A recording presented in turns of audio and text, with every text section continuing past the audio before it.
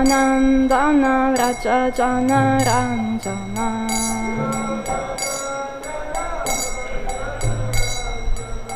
Yamuna Tira Vanachari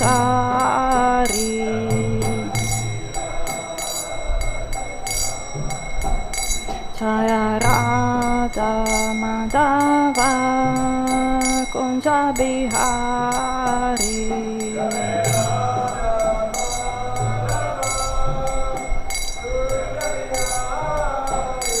Jaya Gopi Jana Vavava Girivaradari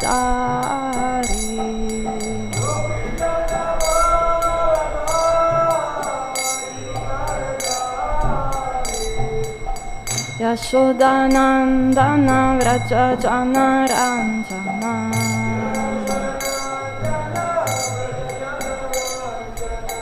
Yamuna Tira Vanachari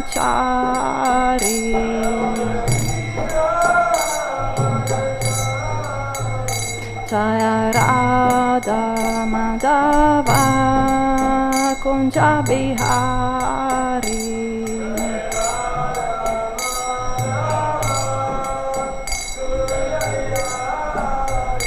Jaya Gopi Jana Vavava Girivaradari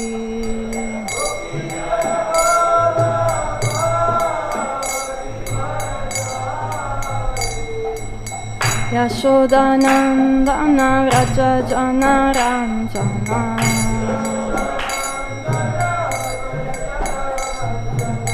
Yamuna Tira Vanachari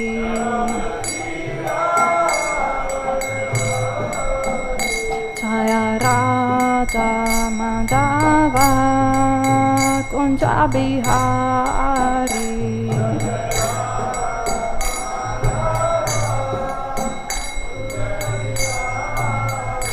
Hare Krishna Krishna Krishna Hare Hare Hare Rama Rama Rama Hare Hare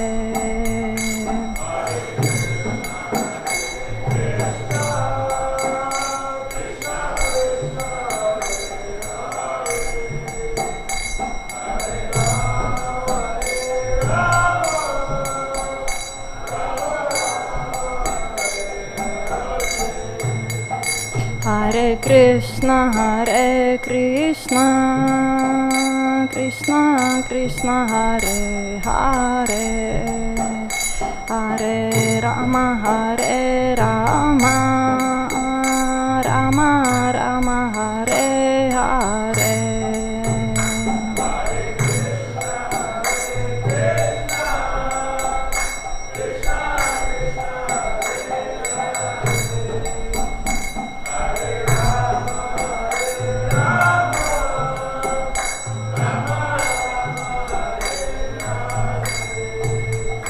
Hare Krishna Krishna Krishna Hare Hare Hare Rama Rama Rama Hare Hare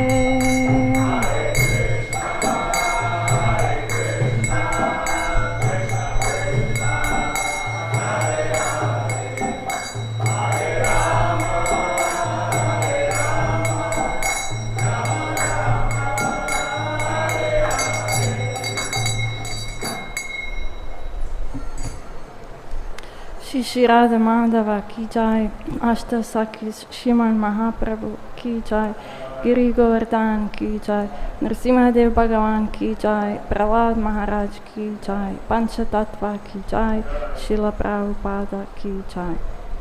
Om Namo Bhagavate Vasudevaya. Om Namo Bhagavate Vasudevaya. Om Namo Bhagavate Vasudevaya. Narayanam namaskritya Naram chaiva narottamam Devim sarasvatim vyasam Tato jayamudirayet Nashta preshu abhadreshu Nityam bhagavata sevaya Bhagavati uttama shloke Bhaktir bhavati naishtiki.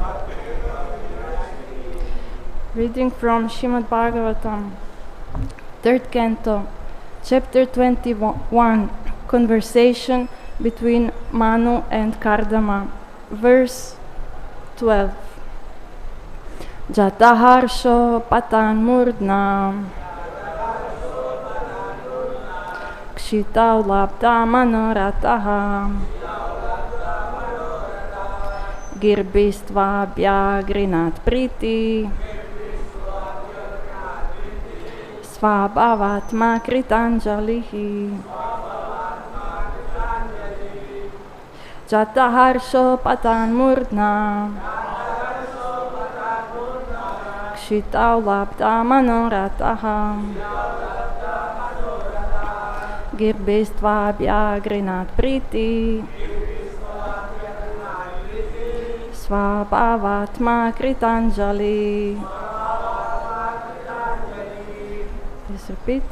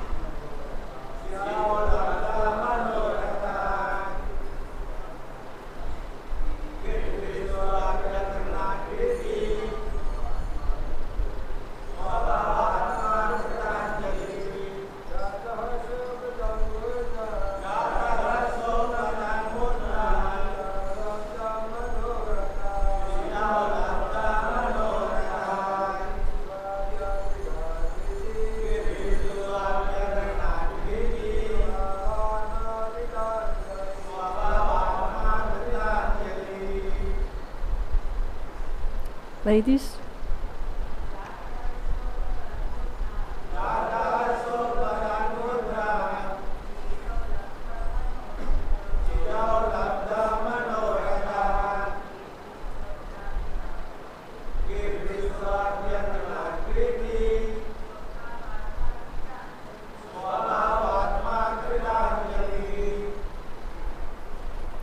Thank you. Word for word. Jāta-harṣaḥ, naturally jubilant. Apatat, he fell down. Mūrdhnā, with his head. Kṣitau, on the ground. Labdha, having been achieved. Manaḥ-rathaḥ, his desire. Gīrbhiḥ, with prayers. Tu, and. Abhyagṛṇāt, he satisfied. Prīti-svabhāvā-ātmā, whose heart is by nature always full of love. Kṛtāñjaliḥ, with folded hands. And translation and purport by His Divine Grace A.C. Bhaktivedanta Swami Srila Prabhupada. When Kardama Muni actually realized the Supreme Personality of Godhead in person, he was greatly satisfied because his transcendental desire was fulfilled. He fell on the ground with his head bowed to offer obeisances unto the lotus feet of the Lord, his heart naturally full of love of God. With folded hands he satisfied the Lord with prayers. And now a long purport. The realization of the personal form of the Lord is the highest perfectional stage of yoga. In the 6th chapter of Bhagavad Gita, where yoga practice is described, this realization of the personal form of the Lord is called the perfection of yoga. After practicing the sitting postures and other regulative principles of the system, one finally reaches the stage of samadhi, absorption in the Supreme. In the samadhi stage, one can see the Supreme Personality of Godhead in his partial form as Paramatma, or as he is. Samadhi is described in authoritative yoga scriptures such as the Patanjali Sutras to be a transcendental pleasure. The yoga system described in the books of Patanjali is authoritative, and the modern so-called yogis who have manufactured their own ways, not consulting the authorities, are simply ludicrous. The Patanjali yoga system is called Ashtanga yoga. Sometimes impersonalists pollute the Patanjali yoga system because they are monists. Patanjali describes that the soul is transcendentally pleased when he meets the super soul and sees him. If the existence of the super soul and the individual is admitted, then the impersonalist theory of monism is nullified.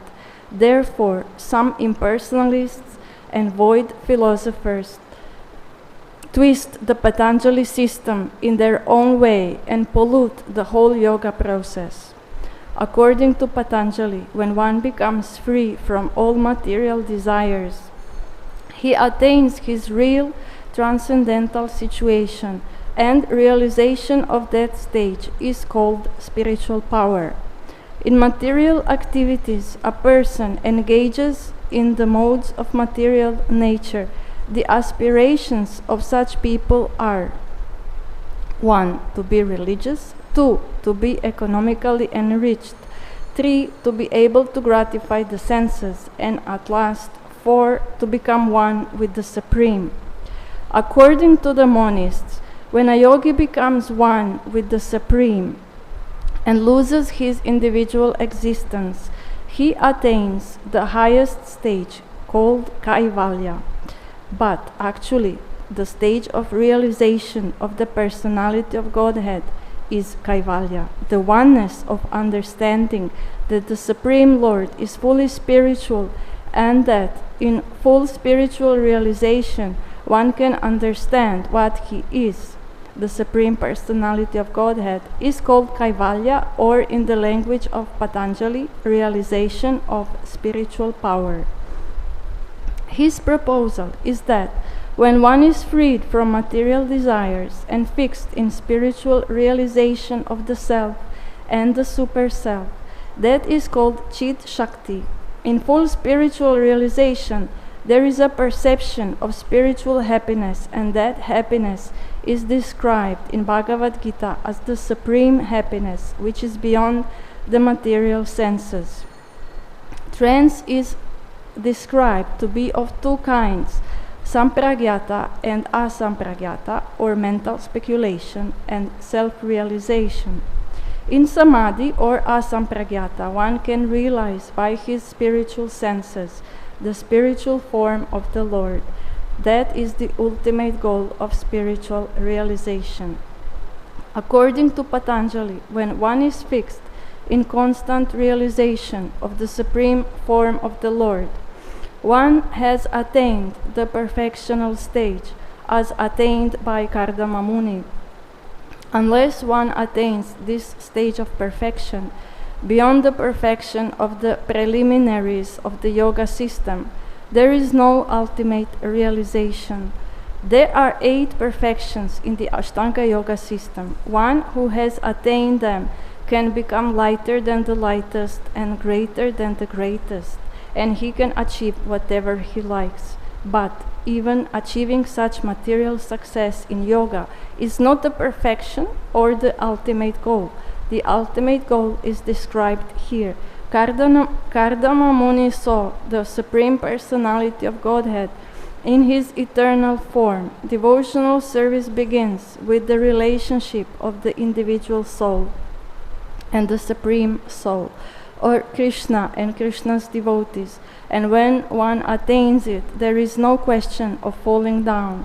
If through the yoga system one wants to attain the stage of seeing the Supreme Personality of Godhead face to face, but is attracted instead to attainment of some material power, then he is deterred from proceeding further. Material enjoyment, as encouraged by bogus yogis, has nothing to do with the transcendental realization of spiritual happiness. Real devotees of Bhakti Yoga accept only the material necessities of life, absolutely needed to maintain the body and soul together. They refrain completely from all exaggerated material sense gratification. They are prepared to undergo all kinds of tribulation, provided they can make progress in the realization of the personality of Godhead. Om Ajnana-timirandasya Gyananjana Shalakaya Chakshurunmilitam Yena Tasmai Shri Gurave Namaha Shri Chaitanya Manobishtam Stapitam Yena Bhutale Swayam Rupa Kadamayam Dadati Swapadantikam Vandeham Shri Guru Shri Yuta Pada Kamalam Shri Gurun Vaishnavam Scha Shri Rupam Sagrajatam Sahagana Raghunatam Vitam Tam Sajivam Sadvaitam Savadutam Parijana Sahitam Krishna Chaitanya Devam Shri Radha Krishna Padan Sahagana Lalita Shri Vishakan Vitam Chamam Namam Vishnu Padaya Krishna Preshtaya Bhutale Srimate Bhaktivedanta Swami Niti Namine Namaste Saraswate Deve Gauravani Pracharine Nirvishesha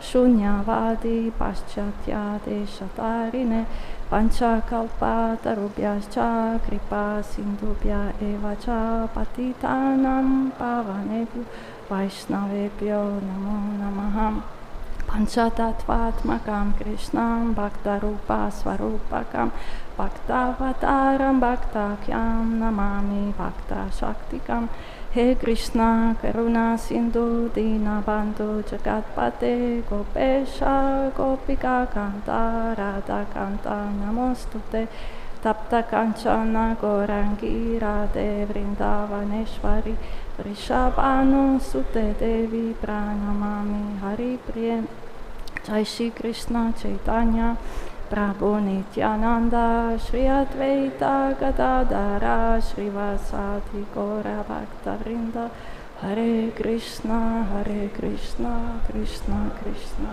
Hare Hare Hare Rama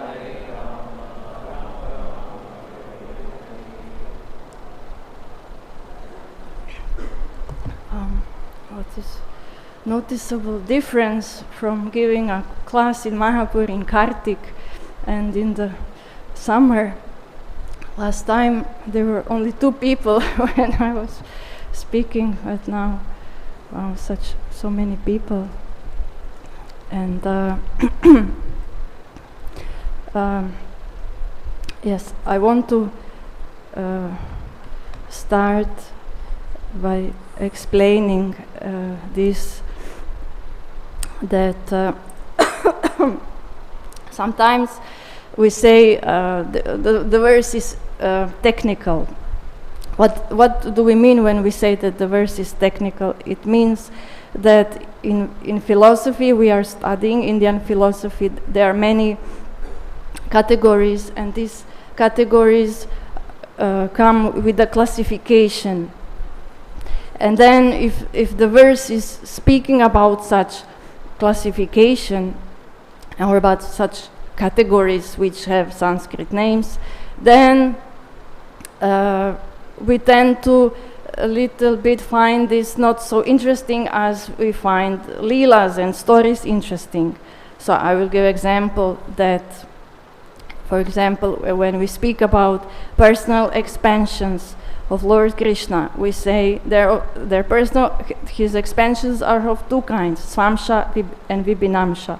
And then svamshas are his personal expansions, vibhinamsha are his separated expansions, and then svamsha expansions are tadikatma rupa, vaibhava vilasa, prakasha, purushavataras, and vibhinamsha expansions are avesha, gunavataras, manvantara avataras. So our acharyas, they speak extensively about these expansions, but when we hear these explanations, we find this difficult to follow. And this is what is meant that the Shastras are sometimes technical. Now in this case, we see that this is, I found very interesting. The verse itself, it's not technical.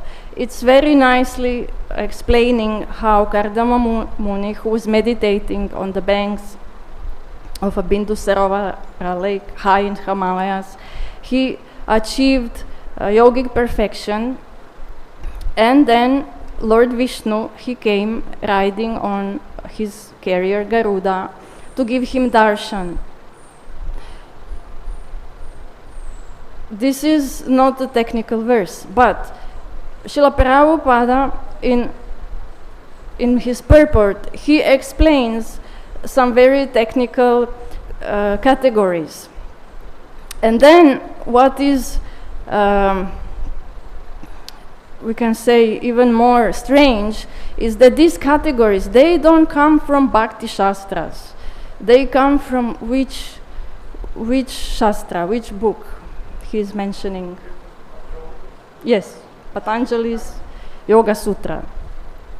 So we as devotees, we don't necessarily need to read Yoga Sutras, or we don't necessarily follow yogic meditation, because we have our own process, which is described in the books written by our acharyas, especially the 6 Goswamis. And as Srila Prabhupada is explaining this concept, he is saying that how Patanjali presented them is very authoritative, but the modern so-called yogis, he calls them bogus yogis, they misinterpret these concepts. So they cheat people to present this philosophy as having a goal, this kaivalya, which according to them is achieving oneness with the Supreme. So we may read such purport and we may feel, but we already know this. Or we might feel we are anyway not following Patanjali's Yoga Sutras, and we already know that the purpose of yoga is attaining darshan of the Lord. Especially because throughout Bhagavatam we have many similar scenarios where yogi is meditating for some long period of time. Usually it's 10,000 years, just like here Kardama Muni is meditating for 10,000 years. And then at the end of this long period of doing austerities and yogic meditation, the Lord appears, and he appears on Garuda from the spiritual world to give darshan and to announce his future marriage or to announce his future bride. He will say, such and such king will come, and he will bring his daughter, so you should marry his daughter. And then such and such children will come from your marriage. This same, we can say, same scene happened, for example, again in the end of the 4th canto, when the 10 prachetas, it's very similar. They were meditating for 10,000 years.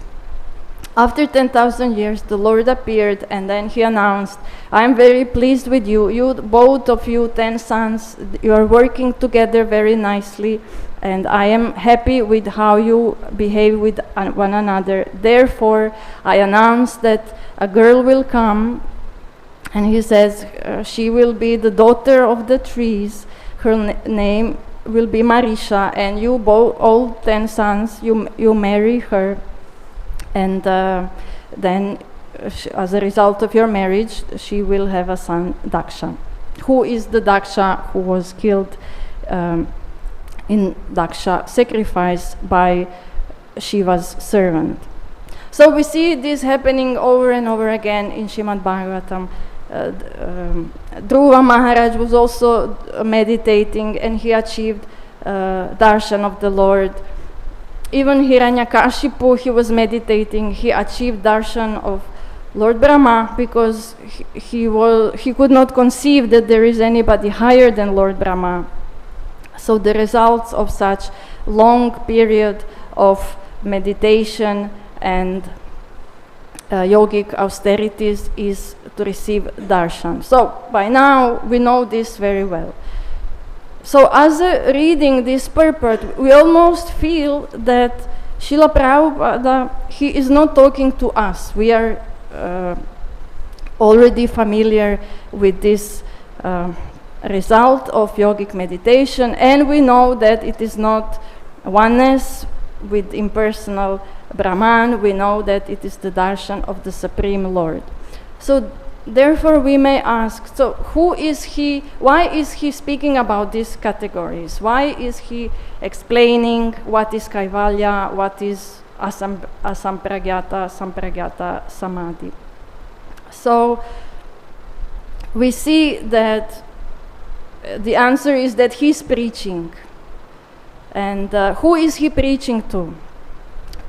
So the logical answer is that he is preaching to those students of those bogus yogis who are hearing about yoga from them, and they don't hear about yoga from devotees. So he wants to speak to them.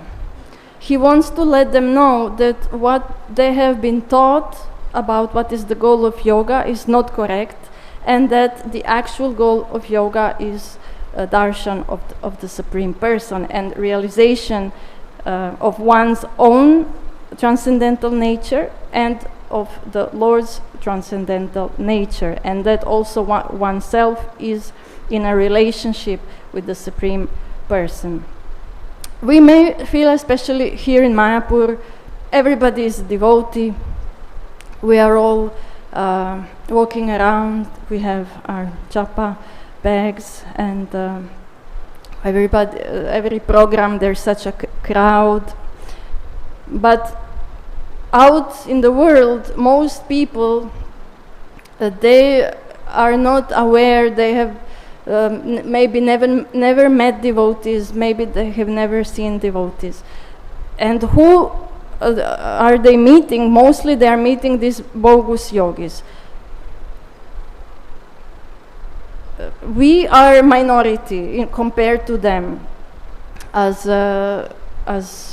personalists, as Vaishnavas. Our philosophy is that the Supreme Lord is a person, and we worship them. Most of the people who are preaching throughout the world, they, especially people who preach yoga, who do yoga, who open different yoga studios, and who try to collect disciples and promote themselves as big teachers. Most of them, they are impersonalists. So we know that this was very important. Srila Prabhupada saw this audience, the audience of those bogus yogis, as his main target.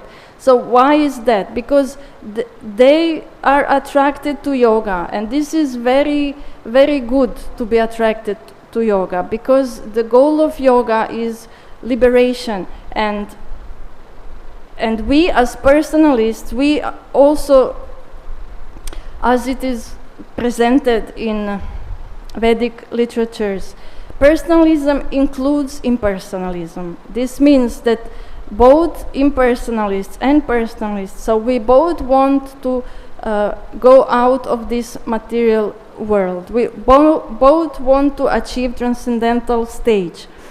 We both want to extricate our senses from being always in contact with the sense objects, and we all want to control our mind, not to be driven so much by material desires and desire for fruitive activities. So all this we have in common. So all those people who are attracted to yoga, who have this idea that material world is problematic and that one should separate oneself from this environment, this is already a very high state of being in this world, because the lowest type of people, they are not concerned with these things. They are just concerned with enjoying life, eating, mating, defending, sleeping.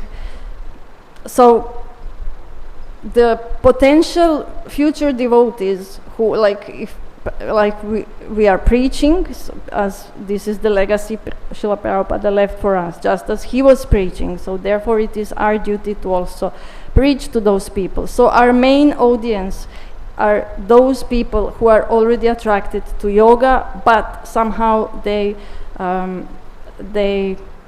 because in majority impersonalist yogis are all over the world preaching their philosophy, they will encounter a normal person it's more likely that he will encounter impersonalist yogi than he will encounter a Vaishnava guru or Vaishnava yogi, we can say. I know this because I have experience. This happened to me. I was not born in Mayapur. I was not even born in India. I was in the West. And as it happens throughout my life, which is very common, everything Western was interesting for me. Movies, music, universities, knowledge, science. Everything Eastern was considered kind of backwards, kind of poverty, third world. You don't want to go east, you want to go west. As we see today, we have this immigration, everybody wants to go to west. And somehow this yoga became attractive, and I was also visiting a yoga studio, and of course my guru, he was my yoga teacher, he was a Mayavadi instructor, and he was teaching me all these things.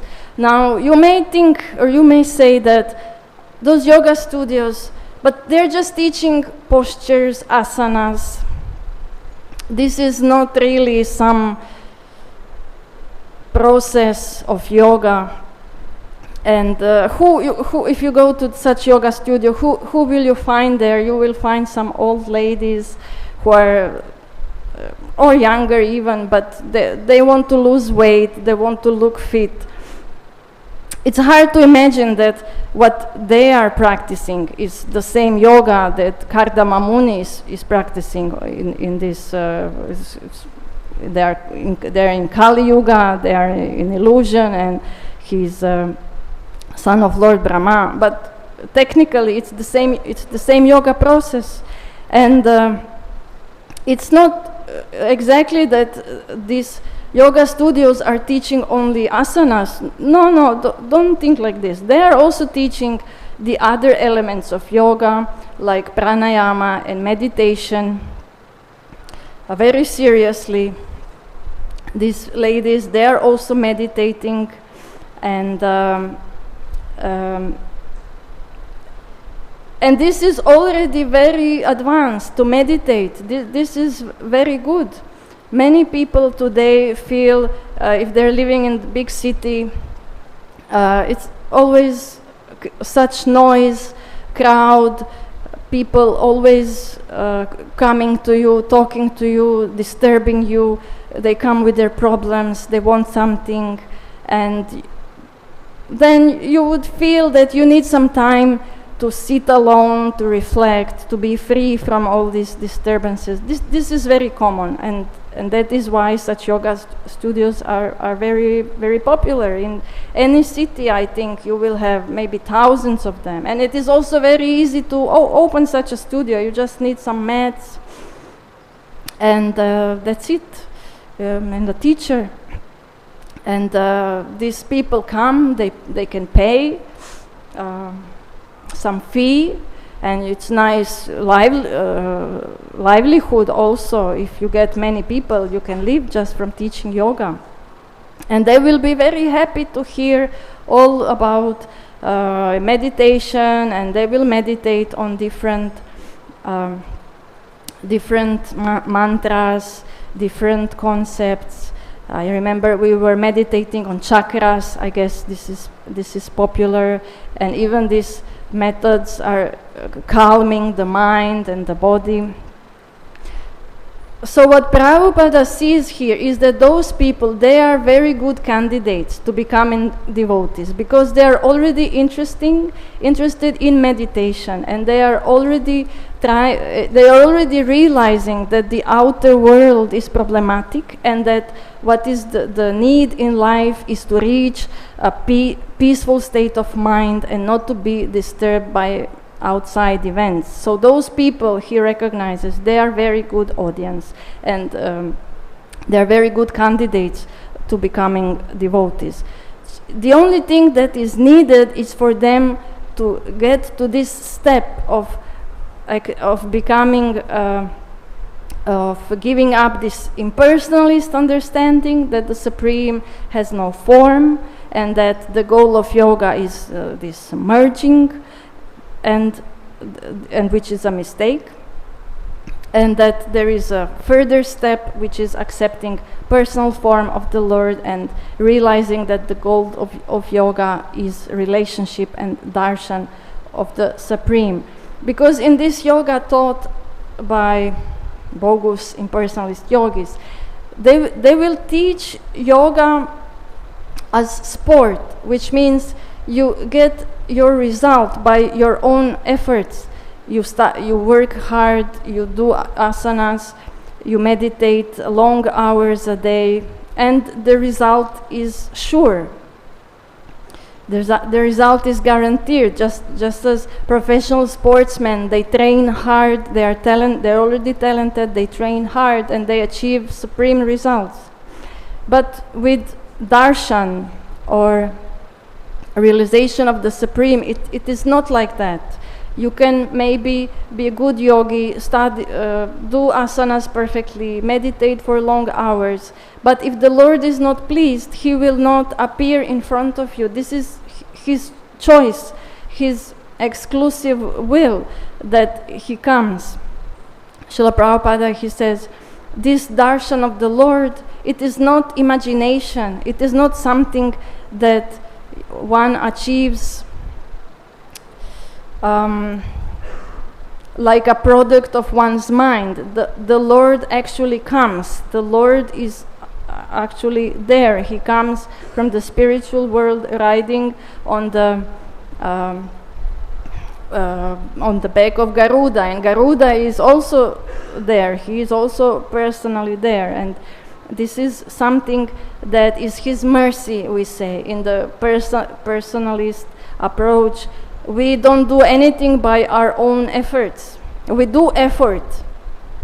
We study, we practice, we chant, we do everything we can. But if we don't please our Lord with our activities, or if we displease Him, then He will not appear in front of us. This is the basic difference, that this personalist understanding of philosophy recognizes that just as we are a person and we have our own will, and similarly the Lord is a person and he has his own will, and we are subordinate to his will. We are trying to please him, but we don't achieve him with our own results. That is why the relationship, just as in this world, a relationship means that you cannot control the other person. You cannot expect something. You can only try to be nice and then expect and then hope that this person will accept your offering and your welcome, but you cannot demand this from the other person. So similarly, the relationship with the Lord is also like this. I wanted to briefly go through these 8 angas of Ashtanga Yoga, which means 8 limbs, because I found, so one thing is that we learn these Patanjali Yoga Sutras because because this is the Shastra that impersonalists, bogus, yoga gurus are using when they preach their philosophy in their various yoga studios or retreats or camps, whatever it is, which are many throughout the world, of course, even in India. But I found that they're also useful for us because we start spiritual life, we are also disturbed, our senses are also uncontrolled, our mind is dragging us to different ideas, and this yoga practice, Patanjali yoga practice, as explained, is actually very useful for reaching this stage of being peaceful and not so much interacting with the world. And actually, when we are chanting the holy name, we are also doing meditation. This is meditation on mantra. We are also thinking, we are supposed to think about Krishna, that we are pronouncing his name, and he is not different from his name. So we think about him, we meditate about him. It's not that we are just producing sound and then we think about other things. No, we are also trying to absorb our mind in who is Krishna and trying to understand his personality so that we can connect with him. That is why we have minimum 16 rounds of Mahamantra, so that this takes some time. It takes quite some hours. It's not just some mechanical. You need to really have a taste for chanting and love for Krishna to be able to, throughout your life, chant 16 rounds. It's not a mechanical process, not at all. So, therefore, we are also yogis, and we are also practicing this yogic, we can say, meditation and austerities. So quickly, I will go through. There are 8. First is yamas, things we don't do, and they are ahimsa, or non-harming other living beings, satya, truthfulness, asteya, non-stealing, brahmacharya, which is chastity, marital fidelity, or sexual restraint, and aparigraha, non-possessiveness or non-avarice. And then second is niyamas, the do's, habits and observances, and they are shocha, purity, cleanliness of the mind, speech and body, santosha, contentment and acceptance of others, acceptance of one's circumstances as they are in order to get past or change them, or optimism for self. I thought, well, this is really what I need, to be optimistic for myself. Because the tendency of the mind is to always be negative and dissatisfied. But a yogi is somebody who is able to be satisfied in all circumstances and just not disturbed, and also positive, not negative. Negativity of the mind is something that can be mastered. That's very interesting, because it seems, I mean, at least to me, it seems it's like always there. It cannot be controlled. Then there is tapas, which is persistence, perseverance, austerity, asceticism, self-discipline. We are, like many people do, Kartik Vrata now, they choose some austerity, like no sugar. I am announcing, I chose, I will not use social media, so let's see. This was really for austere. Then there is Svadhyaya, study of the Vedas, study of self, self-reflection, introspection of one's thoughts, speech and actions. We also do a lot of reading as bhakti yogis, and the reading includes this introspection and self-reflection. And final niyama is Ishvara Pranidhana, which is contemplation of the Ishvara, who is, of course, Krishna. So we see that this is also what Srila Prabhupada says in the Purport, that Patanjali Yoga Sutra is authoritative. It is just that the modern interpreters, these bogus yogis, they misinterpret him, but for Patanjali, he had the correct understanding that there is a supreme being.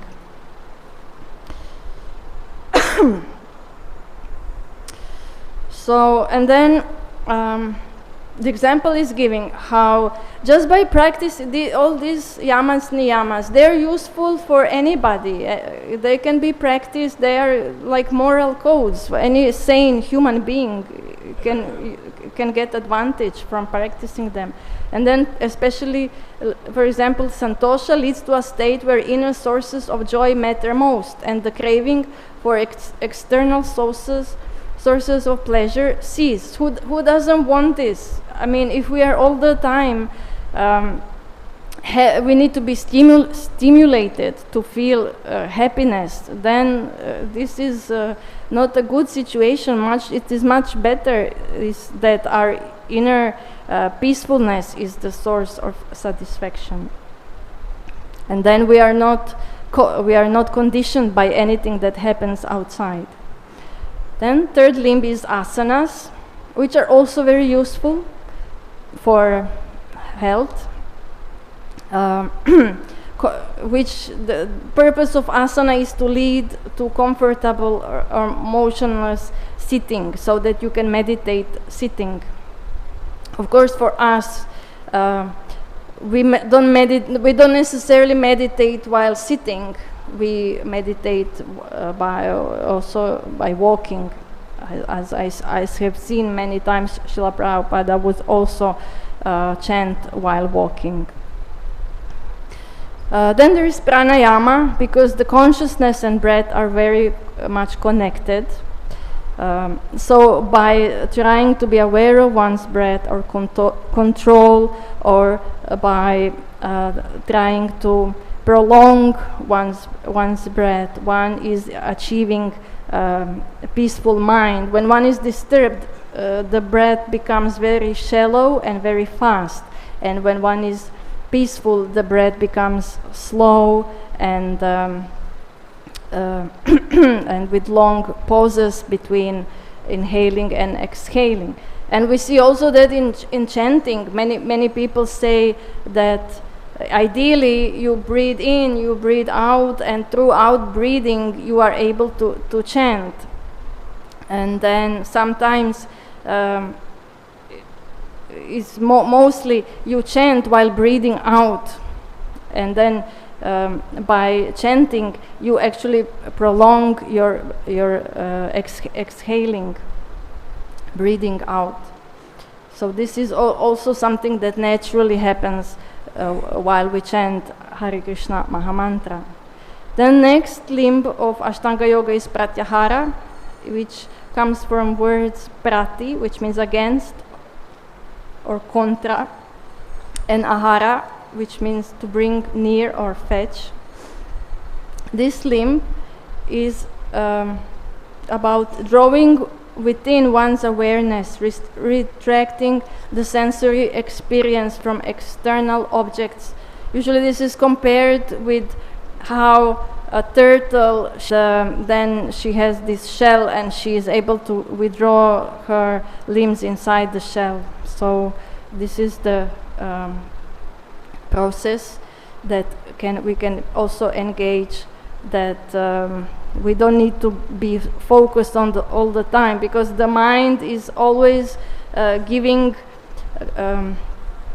orders. The mind wants to always engage the senses. So it is like a waiter in a restaurant. It is always suggesting something. Why don't you try this? Why don't you try that? And then we need to consciously withdraw all these desires of the senses back, so that we are in control of our own time and activities. So such withdrawal of the senses empowers one to stop being controlled by external world, which will fetch our attention. We bring back, like when we throw something and then the dog catches, brings back. So we're like this dog. We bring back our attention. And therefore we seek self-knowledge and experience, and the freedom we feel by not being all the time engaged in our external senses. So there is a whole, our inner world is full of possibilities for freedom and ecstasy. So we need to be in contact with this inner world. Like when we think, what is a yogi doing in a cave for 10,000 years? It seems inconceivable. That how boring can it be? What is there to do? There's absolutely nothing to do, hardly anything to eat. How can he survive in a cave? But obviously, by being engaged internally, it is not only possible but also very ecstatic experience to live this life of a yogi. So I don't have much time, so I will just go through the rest. Next limb is dharana, which is a concentration and focus, or the word root dr means to hold, to maintain, keep.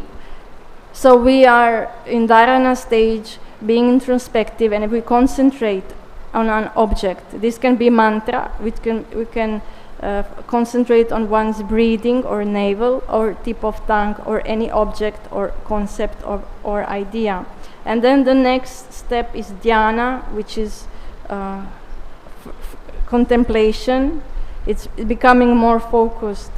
For example, if one is meditating on an object, then in dhyana phase, such meditation is non-judgmental, non-presumptuous observation of that object.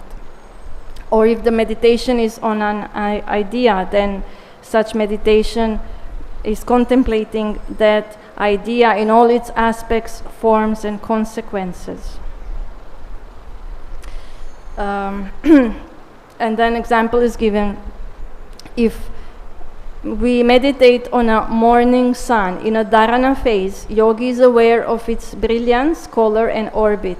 And if we meditate in a dhyana phase on morning sun, then we are able to meditate on sun's orbit alone without being interrupted by noticing its color, brilliance, or other related ideas. So in this dhyana, the meditation becomes more focused, more thick, we can say. And then finally in samadhi, there is, like Srila Prabhupada mentioned, sampragyata samadhi and asampragyata samadhi. So in sampragyata means that there are 4 stages which include vitarka, vichara, ananda, and asmita, where one is meditating on an object And then by going from deliberation through reflection, he comes to the stages of bliss and asmita, a sense of I amness. So he becomes aware of himself, and he is not distracted by the processes that happen in the mind. And this asampragyata samadhi, which is beyond thought and cognition, and where this is the stage where cessation of pratyaya, perception, thought, intention are behind, and also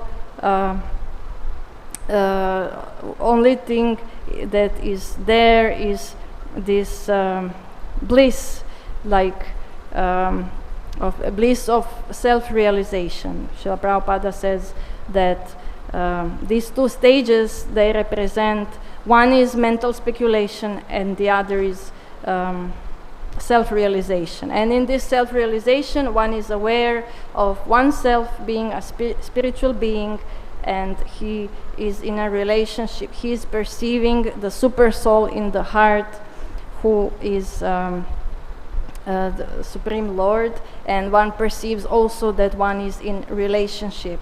And this is how this process, this Patanjali Yoga process, they can go as far as Paramatma realization, and then we as Bhakti Yogis, we go one step further, which is Bhagavan realization. Okay, I will stop here. Actually, it's already 9, but if somebody has some comment, usually not. Okay, we can end. Srila Prabhupada ki jai, Gaura Pramanande, Srimad Bhagavatam ki jai.